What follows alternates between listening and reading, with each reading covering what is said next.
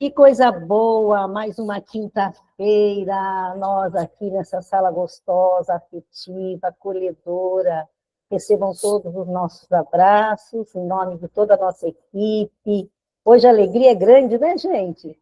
Hoje nós temos aqui o amigo Carlos Cantetti, que gentilmente atendeu ao nosso pedido para vir falar um pouquinho para nós sobre reencarnação, um tema tão importante, né? E assim a gente vai se conhecendo. Então, nós estamos hoje no 130º encontro com esse tema. Está todo mundo aqui querendo ouvir o Carlos, né? Mas nós vamos fazer a nossa prece. Que a prece é uma oportunidade que a gente tem, né? Da conexão com o alto, com Deus, nosso Criador, nosso Pai, Jesus, nosso Mestre querido, que tanto nos abraça, que oportuniza esse momento, que fez com que nós, cada um determinado lugar no campo geográfico, se encontrasse através dessa tecnologia. Bendito seja esses espíritos, com a sua inteligência, puderam fornecer esse trabalho, essa tecnologia. Nós temos muito que agradecer. Agradecer à equipe espiritual que acompanha esse trabalho, que dia a dia, cada encontro, eles vão nos fortalecendo. E nesse encontro, esses bálsamos, esses fluidos, são trazidos até nós, fortalecendo o nosso ser. Esses fluidos também são canalizados aos irmãos, talvez mais necessitados de nós, tanto encarnado como desencarnado. Então, estar aqui e ter essa oportunidade de nos conhecer, cada vez mais apropriar dos conhecimentos da verdade, da vida, de espíritos imortais que nós somos, é de grande valia.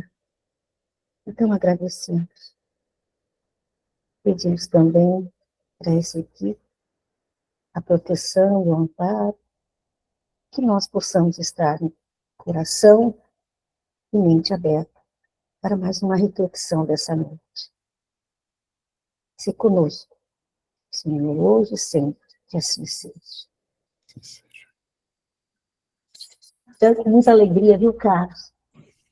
Nós estamos aqui para poder conversar um pouquinho com você, né, as reflexões da noite sobre uma temática tão importante. O microfone é seu. Obrigada, viu? Agradecemos nós, Rosana, nossa saudação fraterna a todos. Nós queríamos tratar o tema de maneira reflexiva com vocês.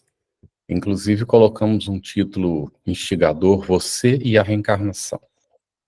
Bem, então nós vamos fazer algumas perguntas, vamos trocando ideias, e as perguntas são normalmente bem pontuais, porque elas vão nos levando, nos crescendo para o entendimento de um aspecto fundamental, que é a nossa responsabilidade diante do nosso Criador e da oportunidade que Ele nos dá na reencarnação.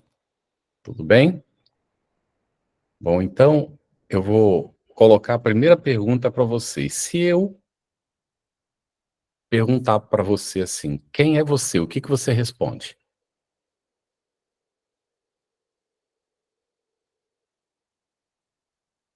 Vocês estão com dúvida? Primeiramente, Carlos, pergunta é complexa. Vai lá, Gustavo. Não. É que a pergunta é complexa, né? Sim. Sobretudo quando a gente começa a despertar a consciência do ser espiritual. Mas exatamente. Continua, Chicarino, por favor, te interrompo. Então, a única certeza que eu tenho é que eu sou um espírito que está reencarnado e para tentar recuperar tudo aquilo que eu não consegui numa reencarnação passada. Muito evolução. Bem. Tá. Só que você está respondendo uma segunda pergunta que eu ia fazer. O que você é? Mas primeiro eu preciso que vocês me digam quem você é. O Tá espírito. certíssimo, José Antônio, só que Espírito encarnado. isso. O quem você é.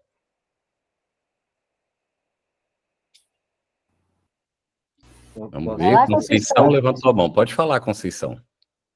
Quem você é, Conceição? Tem que abrir o microfone, Conceição.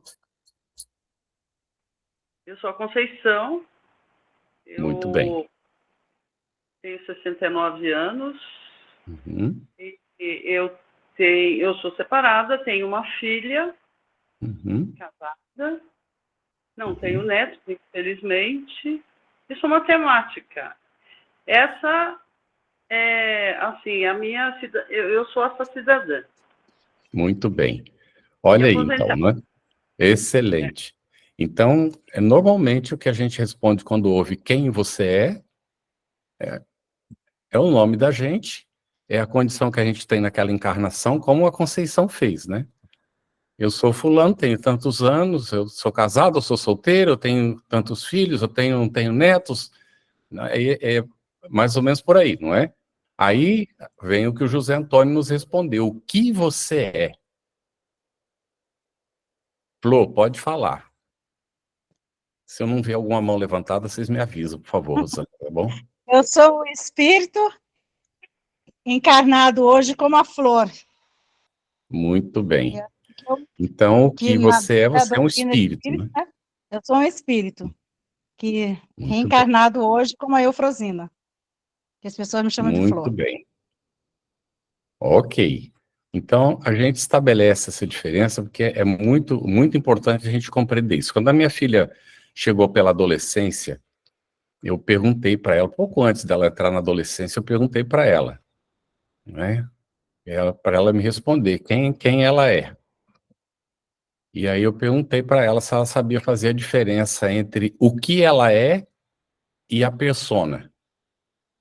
Ela já tinha visto alguma coisa, provavelmente na escola e tal, mas ela respondia assim, mas você sabe, né, pai? Eu falei, sim, eu sei, eu quero saber se você sabe.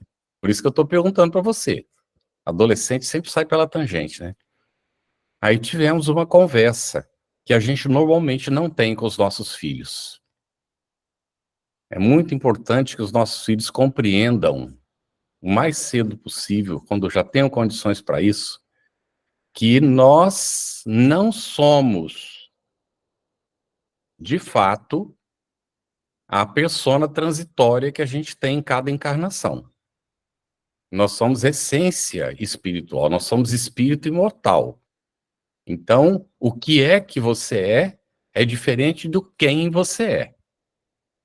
Então, nós seremos muitos quens em muitas encarnações, onde nós teremos múltiplas personalidades. E aí eu perguntei para ela, quando é que começa a formação da personalidade? Perguntar para vocês, quando é que começa?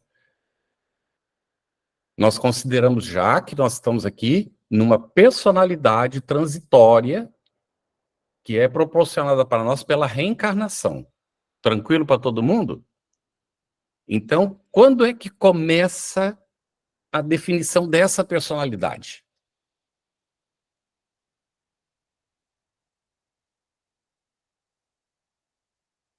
Sim, Karine, pode falar. Aos 16 ou 18 anos? Ok, vamos lá. Karine disse aos 16, 18 anos. Esse período é um período muito importante, a gente vai chegar nele também. Ali pode ser que é onde aconteça uma definição muito importante, né? Que é o período da adolescência, pré-adolescência, adolescência. Pré-adolescência começa hoje lá pelos 11, 12 anos, né? Vai começando cada vez mais cedo. Adolescência já aos 13 anos, a pessoa está em plena adolescência, às vezes aos 12 já está acontecendo. Muito bem, Ana, pode falar, Ana. Quando é que começa, de fato, essa questão dessa personalidade atual que a gente tem? Dizem que a partir dos 7 anos, né? Que 7 até anos. os 7 anos a gente está muito ainda ligado ao plano espiritual. Uhum. Bem, é o que eu já li, já escutei em palestras, essas coisas. Não sei se eu estou equivocada. Tá certo. Veja lá, Ô, pelo Carlos. que a Ana colocou, e quem foi que falou dos 16 anos, desculpa, mas eu sou ruim com os nomes, que Nossa Senhora. A Karine, Carlos. A Karine. Então, Isso. a Ana e a Karine estão nos dando uma ideia do que Leon Denis nos coloca. O problema do ser, do destino e da dor. Ele vai nos comentar que a reencarnação não se completa no nascimento. Ela só se completa em períodos sucessivos de 7 anos aproximadamente. E é incrível que Piaget, quem trabalhou com evangelização, trabalha com evangelização, deve ter ouvido falar de Piaget. Piaget, um psicólogo suíço, né? Ele examinou as etapas do desenvolvimento da criança. E aos 7 anos é o período das operações concretas.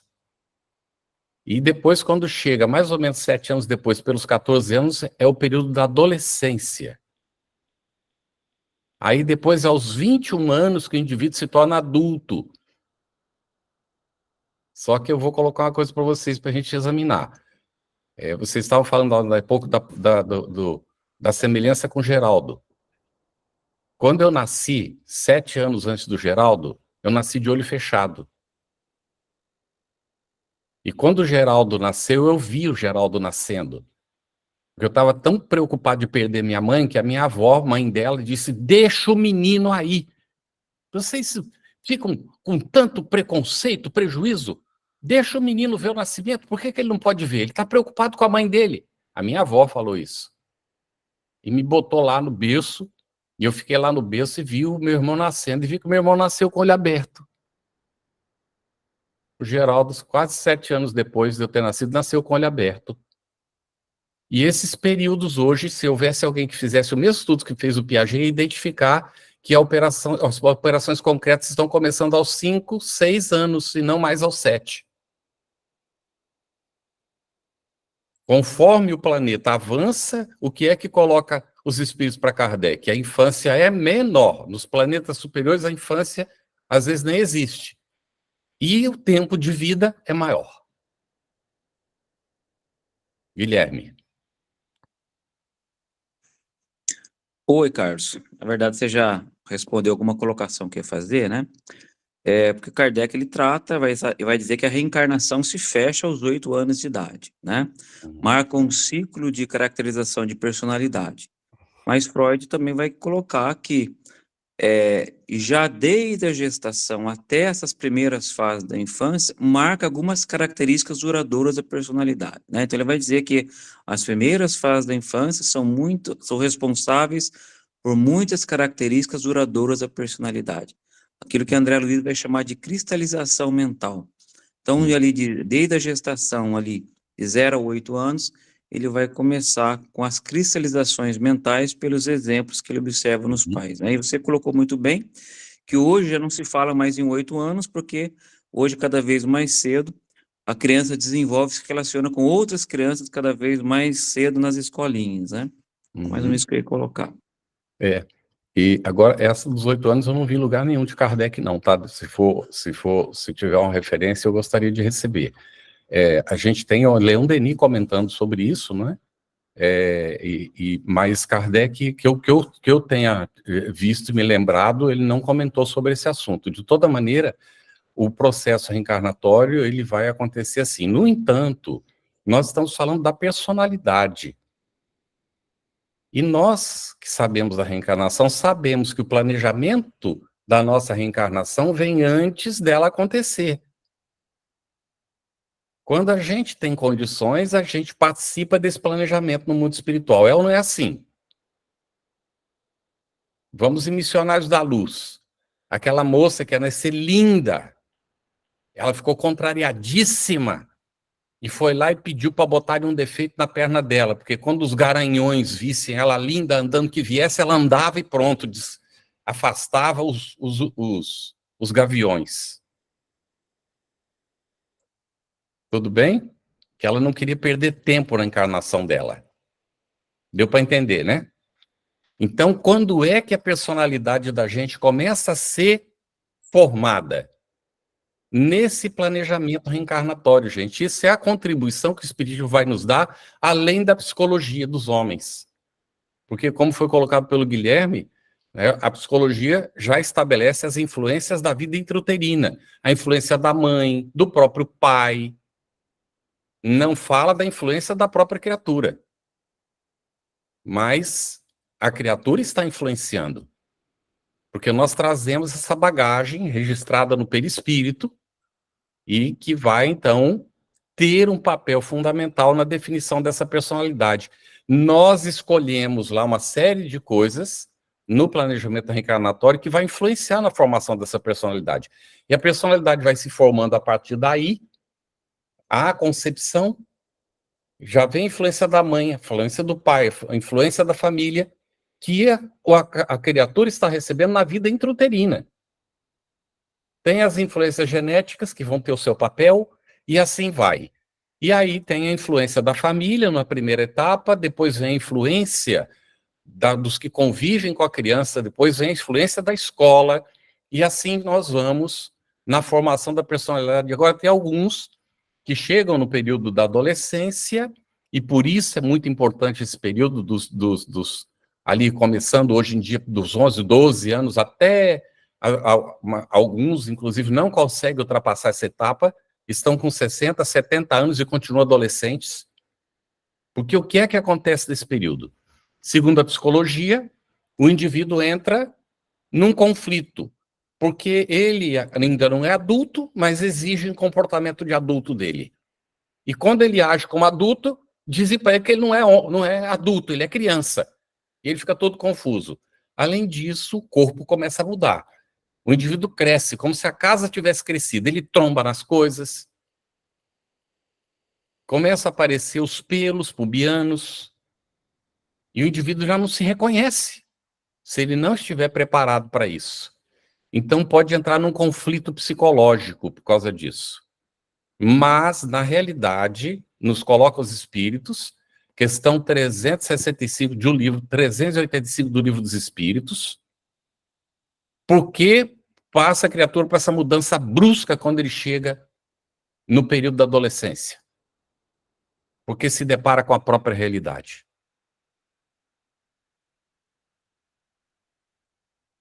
Deu para entender? As personalidades anteriores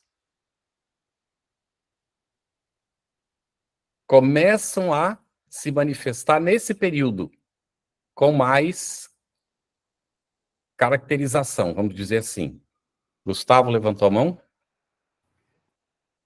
Então, você colocou isso agora, é isso que eu estava pensando aqui. Eu acho que a personalidade, embora toda essa influência, toda a programação encarnatória, todas as influências dos pais, da família, da escola, mas, na verdade, ela vai realmente se mostrar nessa idade mais madura, onde o corpo está mais maduro, porque o espírito vai ganhando mais liberdade para mostrar a sua essência, né, Carlos? Que pode ter sido, vamos dizer assim, educada, disciplinada por todos esses e todas as experiências, mas, na verdade, a gente vai, nesse momento, mostrar o que a gente traz, né? Os padrões modificados, ou tentando se controlar um pouco em algumas questões, mudar olhares, mas daí eu acho que é a essência espiritual mesmo que se faz, né? É isso? Isso. Vamos ouvir a Karine depois a Silvana e desenvolver, se elas não fizerem isso, o que o Gustavo acabou de colocar agora. Sim, Karine. Então, Carlos, a minha mãe sempre falava uma coisa para mim e para minha irmã, quando a gente era mocinha, que na nossa época, né, que com 16, 18 anos, a bagagem era aberta, a mala já era aberta para poder, que já começava já a mostrar a personalidade, aí começava aquela fase de rebeldia, né? Isso. E começava a mostrar realmente a personalidade. Eu lembrei muito dessa frase que a minha mãe usava. Aberta a bagagem. Muito bem. Silvana? Vou falar de uma percepção minha, né? A gente, por exemplo, quando é criança, né? Você está lá recebendo toda a educação dos seus pais, exemplos, tudo mais, e a gente ainda está muito perto dos pais, né? Vamos falar do período escolar. Pai ou mãe levam a gente para a escola, vão buscar naquele período mais curto. E eu senti muito, uma mudança muito grande, justamente quando eu passei a fase adolescente, que aí eu fui para o colégio. Aí eu fui estudar longe da minha casa, fui conhecer pessoas de vários lugares da cidade, de outras cidades, um monte de vivências. Porque a gente estava muito ali, né? Antes no bairro era só ali, né? Todo mundo se conhece, é mais ou menos assim. Depois você começa a abrir teu leque, aí você vai, você tem que sair, às vezes você está na rua, você tem que tomar alguma decisão. Aí que as coisas vão se realmente se revelando mais, porque aí a gente começa a se soltar um pouco e começa a decidir. A gente já não tá tão assim mais com o pai e a mãe direto, né? Tá bem. A gente já está mais solto, tendo que vivenciar mais, né? É claro que sempre podendo contar com o auxílio deles e tudo mais, né? Mas é aí que, vamos dizer que é aí que morre o perigo, né? Na adolescência, O né? que a gente Você abre, diz... né, de relacionamentos, de amizades, então é aí que é um cuidado muito grande, porque acho que você Tá bem, consegue Silvana, trabalhar. tá bem. Desculpa te cortar, eu vou pedir a vocês, quando se manifestem, não passem de 1 minuto, porque senão não dá tempo de a gente chegar onde tem que chegar, tá bom? Já deu para entender o seu ponto. Deu para entender o ponto, nós vamos à frente, tá bem? E é verdade o que você colocou, e a gente costuma dizer assim, quem vai decidir não é você, papai, nem você, mamãe. Quem vai decidir é o seu filho. Portanto, ensine-o a pensar e a decidir por ele mesmo, porque senão vai sair bobagem. Tudo bem? A gente não conversa muitas vezes com os nossos filhos. Então, vamos lá. Personalidade planejada no mundo espiritual, começa a execução, vai passar por tudo isso que a Silvana colocou, a gente vai receber as influências, não é? Conforme a gente colocou, e chega o momento da adolescência, se depara com a própria realidade. Nós temos que encarar a vida, abriu a mala e vem toda a bagagem que a gente trouxe lá do passado. Aí, o que é que acontece? Conforme o Gustavo estava colocando, recebemos uma boa educação? Naquele período da infância, que na questão 383 do Livro dos Espíritos diz que o espírito... Por que passa o espírito pelo período da infância? Neste período ele é mais maleável às impressões que recebe. Então nós estamos descuidados e achamos que os nossos filhos não estão prestando atenção no que está acontecendo. Na época que eu vivi na Espanha, entre 92 e 95, colocaram a seguinte publicidade institucional na televisão. Tem aquela televisão, que é ainda aquele cano comprido, né, daquele tubo, a câmera foca atrás da televisão, 2 crianças sentadas num sofá olhando para a televisão. Lá atrás, dava para adivinhar que era uma mesa e que tinha 2 pessoas lá que se movimentavam, mas não dava para perceber mais nada. A câmera vai se aproximando, deixa a televisão e se aproxima das crianças. Quando chega pertinho das crianças, elas se botam de joelhos, de costa para a câmera, olhando para a cena do fundo. E na cena do fundo a gente vê que é um casal que está discutindo, próximo da mesa do jantar. E aparece a voz do locutor. Os nossos filhos aprendem do que nós fazemos. Então, os pais às vezes se trancam lá no quarto para brigar e acham que as crianças não sabem que os pais estão brigando. Tudo bem? Elas aprendem por impressão o que está acontecendo, e ainda tem uma coisa chamada atenção difusa, que a gente perde depois, a maioria de nós. Tem gente que não perde a atenção difusa. São adultos e têm capacidade de acompanhar o que está acontecendo no entorno e de forma consciente. A criança faz isso inconscientemente. 360 graus, ela não precisa estar olhando. Ela absorve tudo que está acontecendo. Aprende por impressão. A responsabilidade nossa é muito grande. Aí um dia um pai disse assim, eu não levo meu filho para evangelização, não. Quando ele crescer, ele vai decidir. Aí eu só perguntei assim, com base no que ele vai decidir? Com base no que ele aprendeu com os amiguinhos da escola, que também não sabem, porque não aprenderam com os pais as coisas? Aí nós perdemos o período mais importante da reencarnação por um suposto respeito. Isso é uma omissão como pais, porque está lá nas 2 questões, 383 e 385, que é responsabilidade dos pais, o cuidado, a atenção e a educação dos filhos nesse período. Tudo bem para todo mundo? Nós estamos tratando aqui de uma questão intimista. Para que serve a reencarnação? Para que serve isso?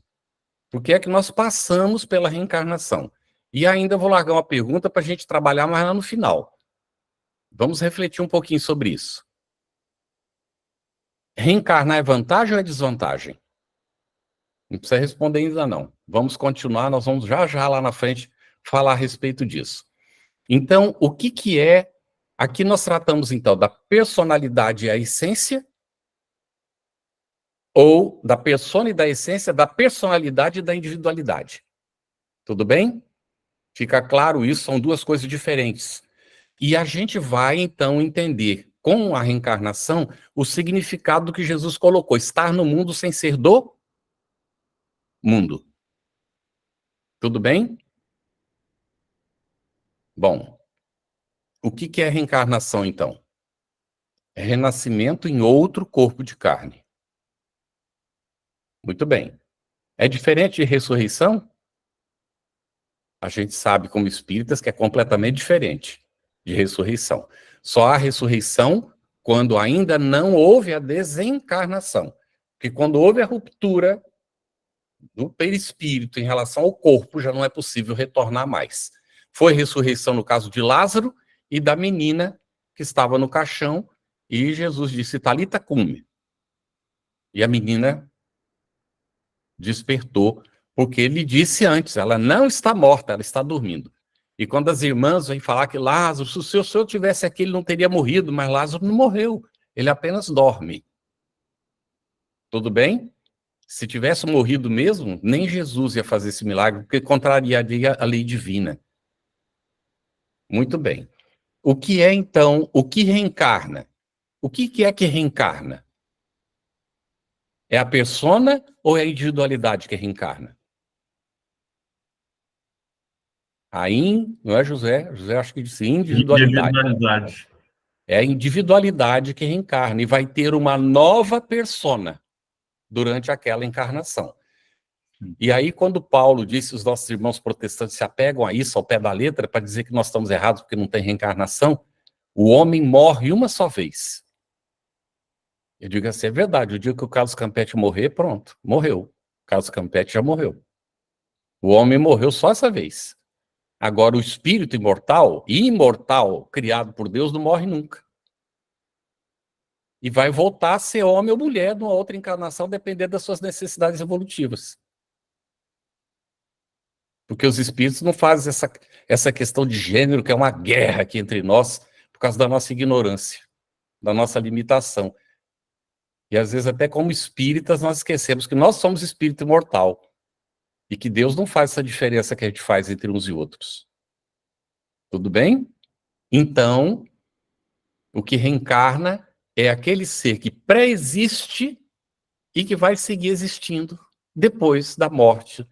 Ele existia antes da formação do corpo e vai seguir existindo depois da morte do corpo físico. Então, quem é que faz o planejamento reencarnatório?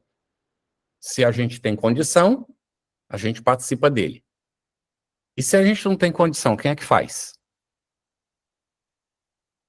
Nosso mentor espiritual, né? Estou ouvindo assim. Isso, os benfeitores, Os benfeitores fazem por nós, não é? Muito bem. Então, nós vamos ver que há uma programação. O que é programado para a nossa reencarnação? Pode falar, gente. Não precisa levantar a mão, não. Abre o microfone e fala. O que é programado na nossa reencarnação? Para a nossa reencarnação? Evolução, né? A gente Evolução, reencarna para evoluir, né? Sim. Isso.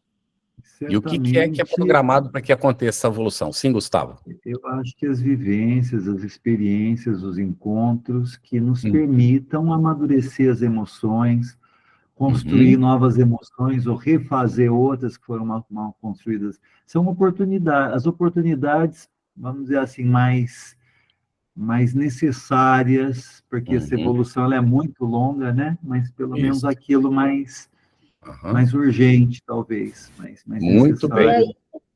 E aí precisamos da família, né? Ótimo, a definição da família que a gente vai ter, ótimo. Das experiências que a gente vai passar, não é? as oportunidades do amadurecimento que a gente vai ter, como o Gustavo colocou, tudo para a nossa evolução, como disse o José.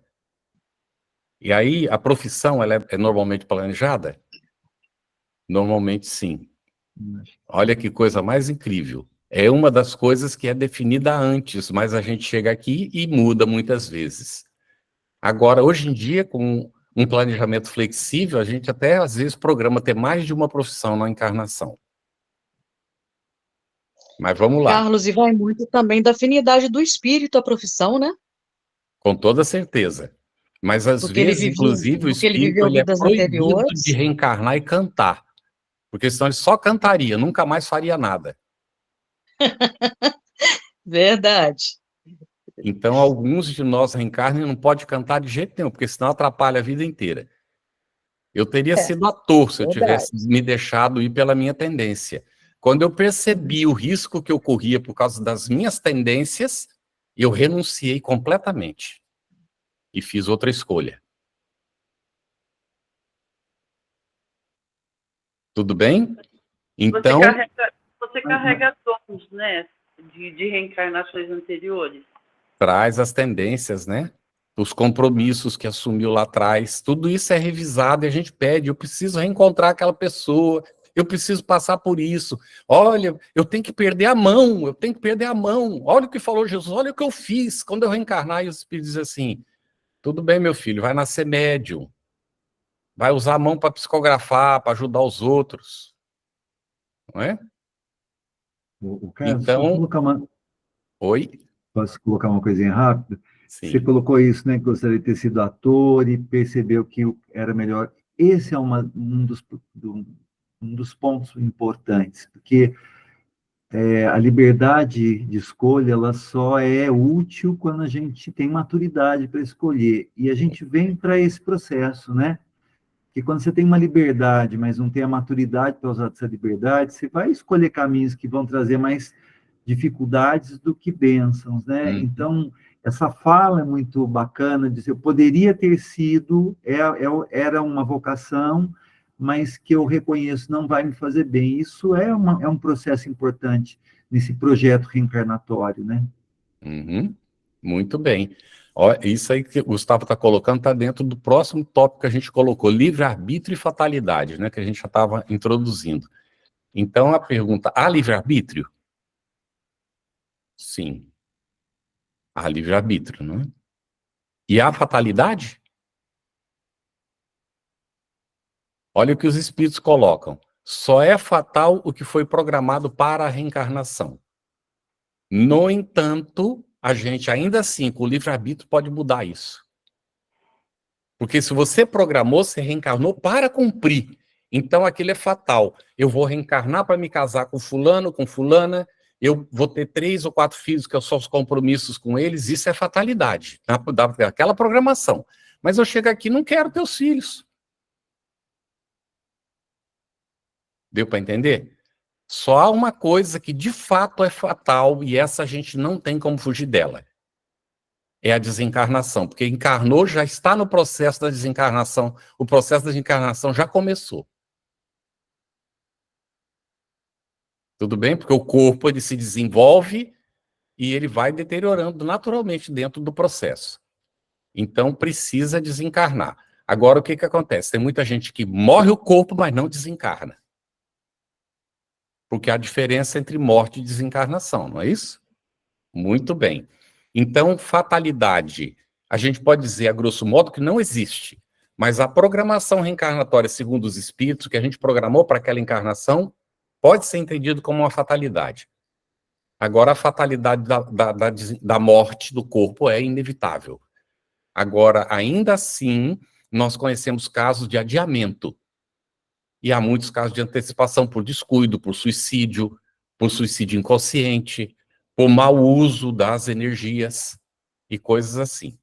E aí, nós vamos nos lembrar, não é, do Missionários da Luz, que a gente já citou aqui, quem não leu, fica a recomendação, e vamos nos lembrar de Memórias de um Suicida. Para o que é, os suicidas são acolhidos depois de um certo tempo de sofrimento no Vale dos Suicidas, vão para a colônia de recuperação o que é que eles vão fazer durante esse período que eles estão nessa colônia? Se preparar para a reencarnação, para a reparação dos enganos cometidos. Tudo bem, gente? Então, reencarnação compulsória existe? Tem um exemplo clássico. O obsessor está obsidiando o mocinho e a mocinha. Não é? E aí provoca a relação sexual entre os dois. E aí, puf, a hora que ele percebe, ele está pego na concepção e vai para a reencarnação compulsória, que ele não estava esperando, se rebela, se revolta, e às vezes ele não consegue evitar. Reencarna daquela situação ali. A reencarnação compulsória, toda vez que o espírito é tão rebelde que a melhor solução para ele é reencarnar, ele não quer e é colocado na reencarnação. Porque é o melhor para ele. Não há nada melhor do que isso para ele, então é colocado. A espiritualidade espera por despertar da criatura. Quando não tem mais jeito, toca ele na reencarnação. E toca na reencarnação mais ou menos desse jeito. O sujeito reencarnou, se suicidou. Reencarnou sem as pernas, se arrastou com os braços e se suicidou. Nasce sem membro nenhum. Já viram isso? Eu já vi. Não significa que todo mundo que nasce sem membro é por causa disso, hein? Cuidado. Uhum. Cuidado. Uma curiosidade. Ele pode fazer isso ainda na gestação, no ventre? Pode. Ele pode interromper, a depender das condições, não é? Especialmente se os pais não têm o hábito da oração, se não há todo um entorno espiritual de proteção, o próprio indivíduo, às vezes ele está rebelde e pode acontecer o aborto naquela situação ali, não é por rebeldia do espírito. Infelizmente para ele, né? E aí a reencarnação automática que a gente colocou, né? Tem a compulsória e aquela automática. É a reencarnação por default, a gente costuma dizer assim. Está dentro da lei divina. Ninguém planejou nada. Chegou o momento, o indivíduo se aproxima dos seres com quem ele tem relacionamento, acaba preso na reencarnação e nem se dá conta, faz parte da lei. É uma reencarnação do tipo automática. Acontece isso? Acontece. André Luiz comenta a respeito desse assunto também. Não é? Bem, por que é que você reencarna, então? Agora eu gostaria que vocês falassem. Para evoluir, né? Como, Karine? Para evoluir. Para evoluir, né? O José Antônio já tinha falado isso também. Muito bem. O que mais? Para quê? Para resgatar. Para resgatar. Muito bem. O que mais? Prova. Pode ser prova, muito bem. Missão, ótimo. Do que eu anotei, está faltando uma. Ótimo. Espiar, não? Espiar? Expiação, é. A expiação está aí dentro, né? Tem a evolução, expiação, prova, missão e poderíamos dizer educação? Podemos. A gente sempre se reencarna para se reeducar. Sempre. Tudo bem, gente? Não há uma reencarnação que não seja por um processo de reeducação. E a gente muitas vezes descuida esse aspecto. Ok? Por que você esquece o seu passado?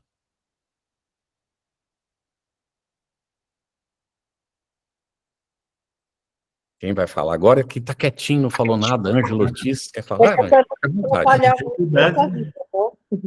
É para não te atrapalhar na informação. Eu digo que é pela dificuldade de tocar o próprio processo de evolução. Se você veio no meio e vem com a mesma roupagem e com todo o conhecimento, não vai conseguir.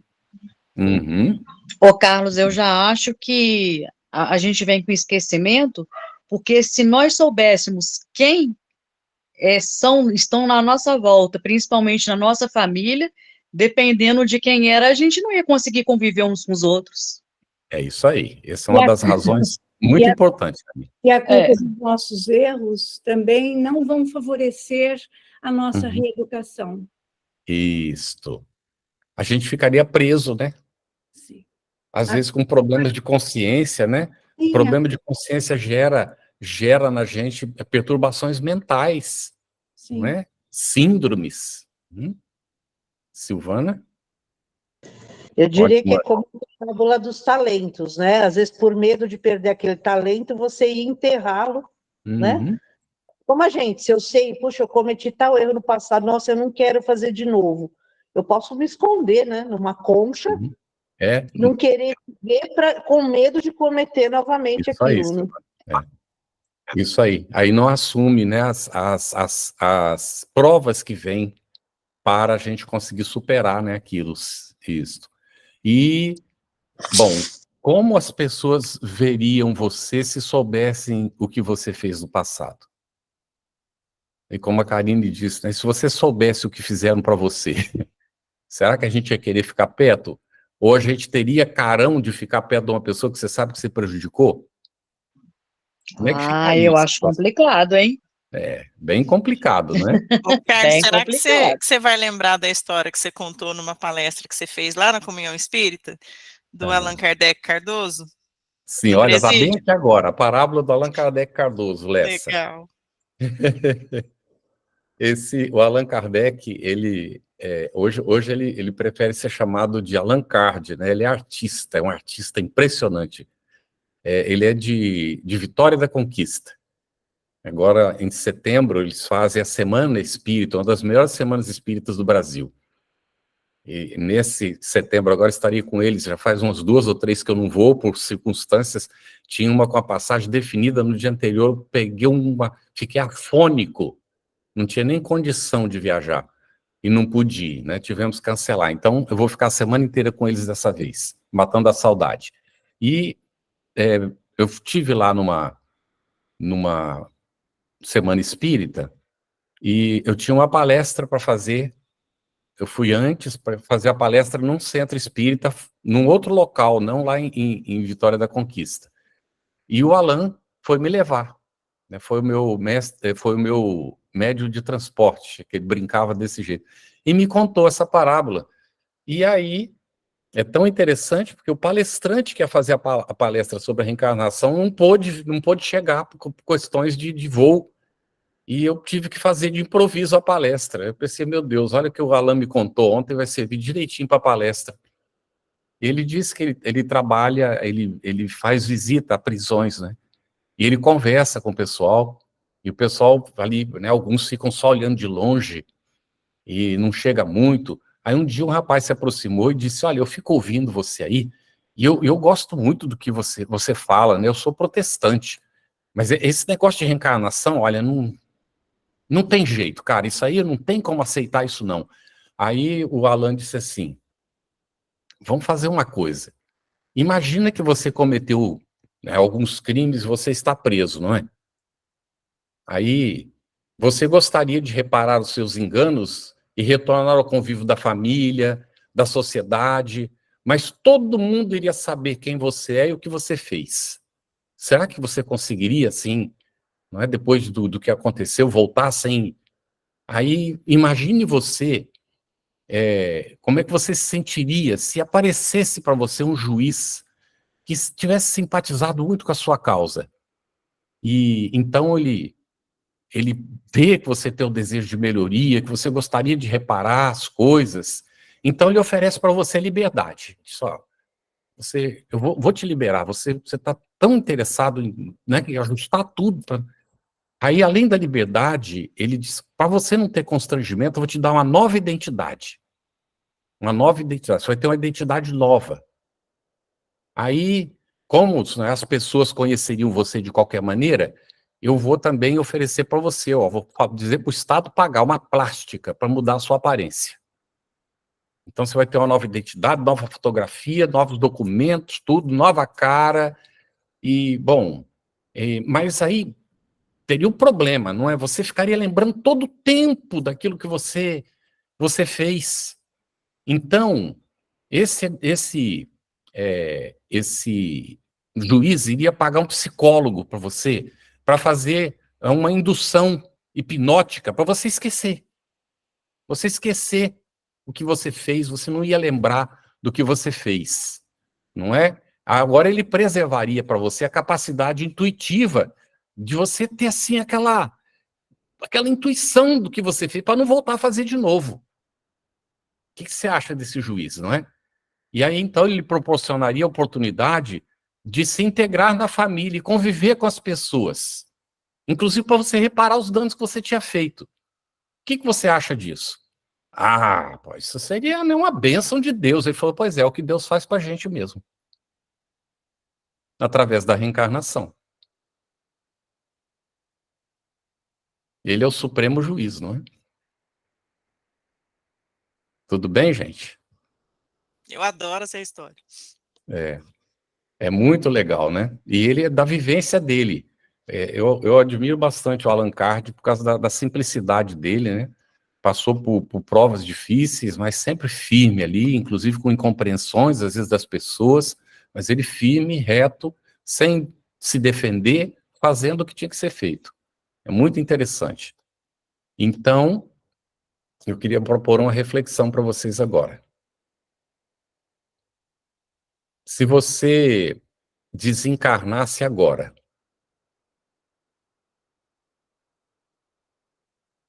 você se sente preparado para isso?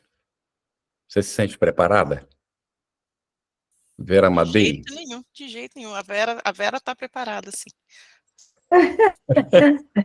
Espírito puro. Tudo bem, um Carlos. anjo. Não, ninguém está preparado, né? Por mais que a gente acredite na imortalidade aí da alma, a gente tem os apegos, né, Carlos, né? Filhos, netos, bisnetos. Então, é difícil, meu amigo, muito difícil. Uhum. A gente sempre tem alguma razão, né, para o apego a um familiar, ou a própria família, né, como um todo, as coisas que a gente ainda não fez, que deveria, a gente considera que deveria ter feito e não fez, né? O que mais, gente? Como é que alguém se sente preparado, assim? Já que se eu bater as botas agora, numa boa. Eu bato as botas e estou numa boa. Eu acho que eu estou, Carlos, de boa. Olha, Rosana, que ótimo. Só vou ótimo. saber quando desencarnar, esse que é o problema. Mas eu acho assim, não que eu esteja preparada, não é isso, não. Eu realmente tenho isso dentro de mim, né, da imortalidade da alma, que a vida continua, né? Sobre o plano espiritual, tenho consciência que vou passar por um período de adaptação, né? Que a gente deixa o corpo físico, então ainda, né, precisa ter essa consciência, mas eu acredito que eu vou estar mais serena, tranquila, né? Posso sentir saudade dos que ficaram aqui? Com certeza. Mas enquanto eu estou aqui encarnada, o instinto de conservação, graças a Deus, né? Ele funciona. Então a gente funciona bem, né? Funciona bem. Mas eu acho que, pelo estudo da doutrina, a gente até fala muitas vezes que o Chico, né? O Chico falou daquela vez do avião, né? Daquele medo, tá? Mas realmente eu fico de boa. Já estive ali quase perto, tranquila. Eu espero que eu esteja certa. Ok. Silvana? Olha, eu também vou na linha da Rosana, não é uma coisa que me apavora. Sabe? Ai, meu Deus, não. Eu acho que, ou assim, ou eu acredito em tudo que eu tenho estudado até agora, ou eu jogo tudo pro ar, né? Então, se a gente sabe da continuação da nossa vida, óbvio, ninguém vai para o céu direto, né? Vamos falar assim, a gente vai passar lá os nossos, né? Perrengues, mas não é mais uma coisa que me apavora, eu tenho procurado encarar com naturalidade. Bem. A partir de todo, né? Com mais equilíbrio. Excelente. Olha só, Kardec faz uma pergunta, né? Por que o espírita não tem medo da morte? Aí nós temos o livro Quem Tem Medo da Morte, é uma série de 3, né? Quem tem medo da morte, quem tem medo dos espíritos, quem tem medo da obsessão. A FEB está republicando esses livros, né? Em parceria com a editora, né, que publicou originalmente. Então, Kardec faz essa pergunta, por que o espírita não tem medo da morte? A gente poderia colocar assim, por que o espírita não deveria ter medo da morte, né? É por causa do que a Rosana e a Silvana estão colocando. A gente sabe, a gente tem o conhecimento, mas olha, entre o saber e o aplicar para a vida, pode variar de alguns segundos até alguns séculos, até milênios. Tudo bem?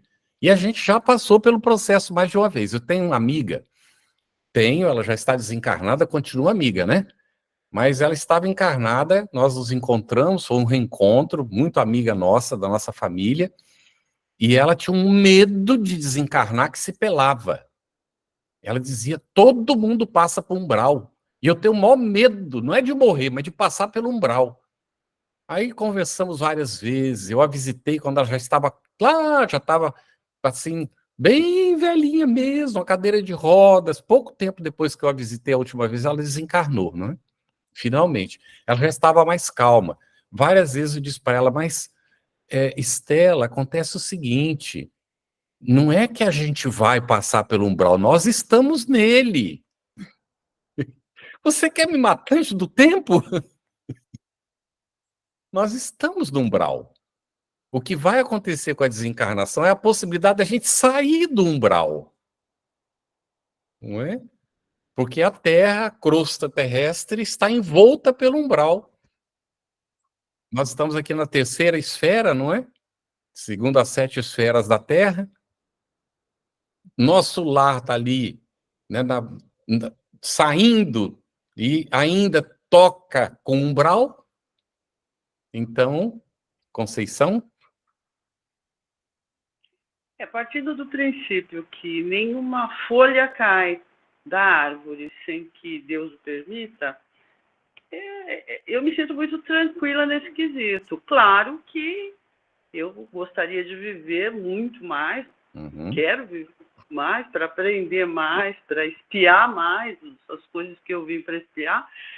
No entanto, não cabe a mim, não é? Não cabe a mim. Cabe a me cuidar, cabe a me esforçar, a aprender mais e tudo mais, mas tem coisas que não cabem a nós, né? A fazer o melhor que a gente puder, né, Conceição? Aí eu pergunto, como é que você acha que seria recebido no mundo espiritual? Quem é que estaria lá te recebendo? Olha, eu acredito que eu tenho muitas tias, né? A minha mãe era a última de 12. Muitos tios. Então, eu acredito que seriam familiares. Muito bem. Normalmente são familiares nossos que nos recebem, né, Conceição? Normalmente é assim, algum familiar nosso. Aí nós nos lembramos aqui de Bezerra, né? Bezerra disse que chegou lá, estava ali acolhido por alguns espíritos, e ele ouviu um barulho, parecia que tinha um vozerio, e ele perguntou o que era aquilo. E aí abriram a janela e disseram para ele olhar. Era uma multidão que perdia de vista. E foi dito para ele que foram todos aqueles que ele ajudou diretamente ou que receberam indiretamente a ajuda dele durante a encarnação. Ai, que lindo. Tudo bem, gente? Quem é que vai nos receber lá? Os familiares, se a gente tiver merecimento, e aqueles para quem a gente fez o bem. Porque a gratidão é uma coisa impressionante.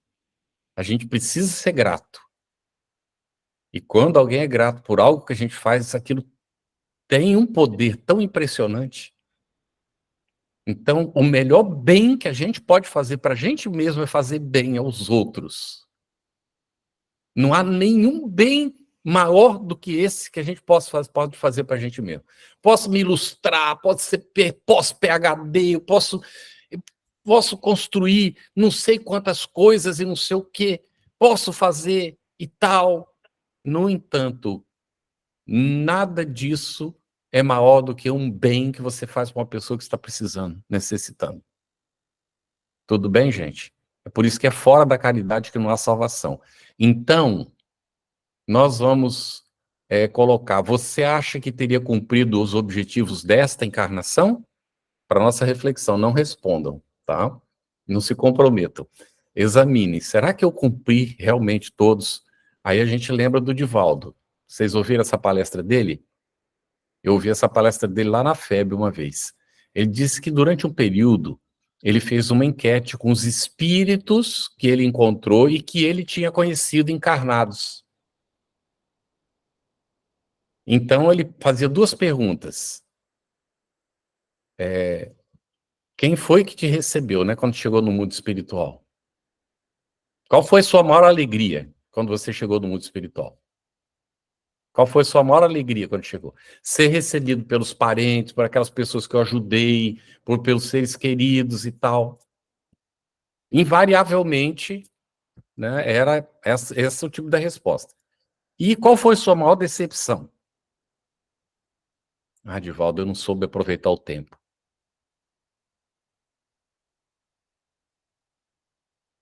Daí, então, ele disse que encontrou um que ele tinha conhecido, que era um trabalhador espírita impressionante. Vocês sabem o que é o malote? As cartas antes eram levadas por malotes, né, pelo correio. E ele recebia todo dia um malote inteiro de cartas. Ele respondia todas elas. Ainda elaborava medicamento e mandava para as pessoas. Além do que ele fazia normalmente do trabalho. Aí o Divaldo disse, você vai dar a resposta diferente, né? Qual foi a sua maior alegria, Divaldo? Foi ser recebido pelos seres queridos e aqueles que eu ajudei. E qual foi a sua maior decepção? Ah, Divaldo, eu não soube aproveitar bem o tempo. Tudo bem, gente? Não tenhamos ilusões e nem pretensões, mas também não nos acomodemos. Ainda está em tempo. Tudo bem? E eu fico fazendo o próprio autoexame. Eu ainda não sei aproveitar bem o tempo. Então, essa é uma das coisas que eu tenho que ajustar, porque, de fato, se esses trabalhadores passaram por isso, não é? Bom, vantagens e implicações da reencarnação. Vamos colocar aqui como fechamento. Acho que fecha, né, Rosana? Mais ou menos o tempo é esse? Para nós, você podia ficar mais umas 3 horas aqui, que estaria de boa, viu? Nossa! Ó, Carlos, você vai para a finalização, mas a gente gostaria que você voltasse, viu? Tá bem, com Você muita satisfação. coloque um espaço na sua agenda. Eu estou até gravando para você falar sim e para você se comprometer. Se comprometer, né? Nossa, está muito bom. Então, vamos examinar. Eu vou fazer uma última pergunta depois para vocês. Vantagens e implicações da reencarnação. As vantagens que a gente pode ter. Vão pensando aí, ver se aparece mais alguma. Superação dos enganos e da personalidade. Liberação das peias da matéria e autoiluminação. Pensemos lá, questão 115 do Livro dos Espíritos. Somos criados simples e ignorantes, submetidos às provas para, através do desenvolvimento das nossas potencialidades, nos aproximar de Deus. Nascemos no berço da matéria. E o objetivo nosso é nos libertar da matéria, porque nós não somos matéria, nós já somos espírito. Tudo bem? Ok. Implicações. Enquanto tivermos necessidade da reencarnação, não superamos ainda aquilo que a gente perguntou lá atrás para vocês. É vantagem reencarnar? Então vamos lá. Pulga atrás da orelha. É vantagem encarnar. Reencarnar é um acidente do processo. Tudo bem? Vamos lá. Porque a gente encarna. O aluno que está na escola passou de ano, hoje em dia passam todo mundo, né? Tendo capacidade ou não tem, já vão passando porque não querem discriminar. Olha o nosso entendimento. Aí, num desafio indivíduo, ele não se supera, se acomoda. Tinha que ajudar aquele que não se desenvolveu para ele passar. Agora, nós reconhecemos a nossa incompetência. Já que a gente não consegue ajudar, então vamos deixar passar de qualquer jeito. Desculpe, mas esse é um fato. A gente precisa botar a mão na consciência e se autoexaminar. Então, nós vemos aqui as implicações. Enquanto tivermos necessidade da reencarnação, nós não superamos ainda os atrativos da personalidade da matéria. É aquilo que Jesus colocou. Quem quiser salvar a vida, perdê-la. Mas aquele que renunciar à vida por amor de mim, esse a ganhará. A gente fica pensando, por amor a Jesus, se ele tivesse dito isso, ele seria egoísta. egocentrado, e ele não era. É por amor à essência divina, por amor ao Cristo interno que nós temos. Então, quando a gente prioriza a essência divina que nós somos, essa essência que a gente pode chamar de Cristo interno, então a gente ganha a encarnação. Porque chega lá do outro lado, faz o balanço e cumpriu o que tinha que cumprir. Porque se não cumpriu, tem que voltar para cumprir, então reencarna. Aí é que está a questão. Não concluímos, então, as etapas evolutivas e há necessidade de viver as situações desagradáveis que a gente não precisaria, de repente, se tivesse superado. Então, vale a reflexão sobre o que nós estamos fazendo da nossa reencarnação neste momento. Eu faço a última pergunta para vocês. O que é mais fácil? Reencarnar ou desencarnar? O que é mais difícil? O que é mais difícil? Encarnar, com certeza. Mais difícil é reencarnar, não é? É. Todo mundo concorda com isso, gente? Eu concordo. O maior medo que as pessoas têm da desencarnação, da morte do corpo físico, para nós, reencarnar é sempre um desafio imenso. Você não sabe se você vai conseguir sair com êxito. Tudo bem?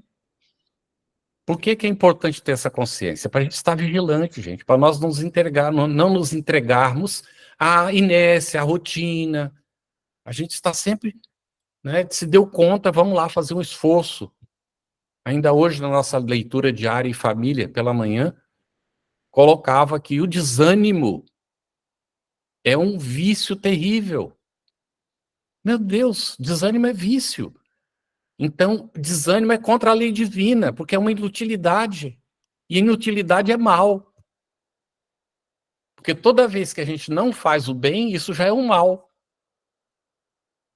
Então, a gente precisa fazer essas reflexões e ir trabalhando. Sem esse excesso de rigor para a nossa consciência, porque a gente tem que exercitar também o auto-perdão.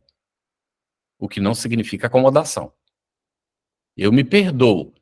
Mas eu não posso estar me perdoando pelo mesmo erro que eu cometi agora. Agora, amanhã eu vou e cometo o mesmo erro, vou me perdoar de novo? Isso é negligência, é descuido, é rebeldia, é acomodação. Agora, se eu faço o esforço, percebo que me equivoquei, faço o esforço para reparar e vou avante, então esse é o caminho do processo que nós escolhemos. Tá certo? Poderíamos ter escolhido diferente. Mas nós escolhemos assim, por isso é que nós estamos aqui. Tem alguma coisa errada nisso? Cada um pergunta para a própria consciência. Não é? E a gente, então, tem a resposta, porque na consciência está escrita a lei divina. E lá a gente sabe o que é correto a gente fazer ou não, e aí a gente tem esse parâmetro, essa diretriz. O Espiritismo é uma doutrina libertadora da consciência. Porque nós entendemos tudo isso quando a gente estuda o Espiritismo. E a gente vive com conhecimento de causa. Essa é uma grande vantagem e, ao mesmo tempo, uma grande responsabilidade. Porque aquele que mais tem, mais será pedido. E, logicamente, nós temos o privilégio, entre aspas, de entender em espírito e verdade o ensinamento que o Cristo nos trouxe. O que nem todo mundo tem. Mas hoje ninguém pode alegar ignorância. Não tem porque não quer. Porque está escolhendo diferente. Porque os livros estão aí. Porque os exemplos estão aí. Porque o que Jesus fez não é o que eu quero entender, ele fez o que ele fez. Eu preciso entender o que ele fez, e não me manter no entendimento que eu tenho do que eu acho que ele fez. Ninguém vai poder dizer lá depois, eu conheci Bezerra, conhece a história, né? Da mulher no umbral lá gritando, eu conheci Bezerra. E aí a gente vai ver o Eurípides Barçanufo desdobrado, né, naquele relato, encontrando Jesus que está chorando. E ele pergunta se Jesus está chorando pelos incrédulos, por aqueles que fazem o mal. E aí Jesus diz que não, que ele está chorando por aqueles que conhecem o Evangelho e não praticam. Nós espíritas estamos diante de um grande desafio, não é? E nós estamos convidados agora, neste momento, para sermos os trabalhadores da primeira hora da regeneração. Nós estamos reencarnados num período em que a Terra deixou de ser planeta de expiação e provas, porque quando nós reencarnamos ele estava em transição. Quando o Código Espiritismo foi codificado, a Terra já estava em transição de expiação e provas para a regeneração, e Kardec previu que no início do século XX nós estaríamos na regeneração, o que não aconteceu. Mas nós estamos adentrando o período da regeneração no início do século XXI. Nós fomos trabalhadores, se fomos trabalhadores da última hora, da expiação e provas. E estamos convidados a ser trabalhadores da primeira hora da regeneração. Com o que é que nós estamos sintonizados? Com expiação e provas ou regeneração? E a nossa família está situada onde? Nós já temos evangelho no lar? Se a família não é espírita, a gente faz sozinho o evangelho no lar? Mas mais do que isso, eu leio o espiritismo todo dia? Eu tenho o meu encontro com Kardec para bater um papo com ele todo dia? De preferência, se a minha família é espírita, eu estudo com ela também durante o dia? Do jeito que a gente é convidado a se sentar para nos alimentar, não é o que muita gente já nem faz mais, mas é interessante fazer, para alimentar o corpo, a gente sentar também em torno, não é, da obra de Kardec, dos livros espíritas todo dia. Estou ligado a um centro espírita, onde eu vou, não só para ouvir palestra, mas eu participo dos grupos de estudo, eu ajudo a debater, eu levo as pesquisas que eu fiz, eu ouço os outros, trago minhas dúvidas, ajudo a esclarecer as dúvidas dos outros. Tudo bem? Quando alguém me pede um copo d'água, eu dou para ele um copo d'água e pergunto para ele se ele tem possibilidade, não é, de ter água depois. O que é que a gente pode fazer para ele não precisar pedir mais um copo d'água? Vamos lá então, né? Seguir em frente, que a reencarnação é para isso. Muito obrigado, gente. Grande abraço para todos. Que Jesus nos siga guiando sempre, Rosana. Carlos, obrigada a você. Se me permite, enquanto você falava, como eu disse para você, esse grupo, né, passa por dores profundas da alma, a maioria aqui, a questão do luto e luto de filho, né, e algumas, a maioria fala que aprende muito conosco, aprende muito com a doutrina espírita, aprende muito com o grupo. Mas é nós que temos aprendido com o grupo, eu com eles, com elas. E domingo, uma pessoa mandou a gente conversou ali, né, trocou a mensagem, e ela tirou foto de uma camisa.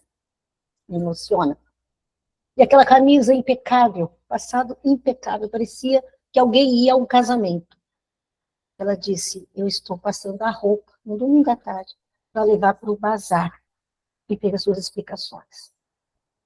Essa mesma família, ela tem trabalhado em várias frentes de trabalho, de assistência, né? Cada hora experienciando em determinados grupos, uma hora com morador de rua, uma hora com idoso, uma hora eles estão. E é lá que eles, principalmente lá que eles estão conseguindo manter a fé, estimular a fé e seguir dando exemplo para nós. Bem. E eu poderia contar várias histórias para você, mas como essa é muito recente, eu quis contar essa história.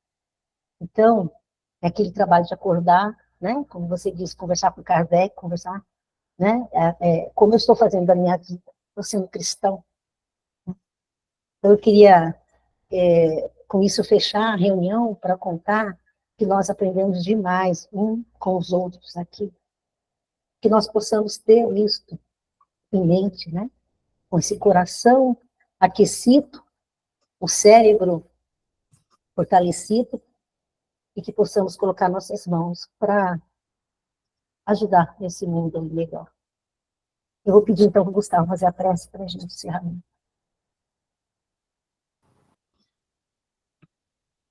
Bom, o que mais que a gente pode fazer nesse momento, se não agradecer a Deus por esse encontro, pela presença desse companheiro, que com tanto carinho e generosidade nos levou a uma caminhada de reflexões tão necessárias ao nosso momento atual, aqui encarnados, esse educandário com tantas possibilidades, mas que requer que a gente busque amadurecer as nossas prioridades, os nossos desejos, as nossas sensações, as nossas vontades.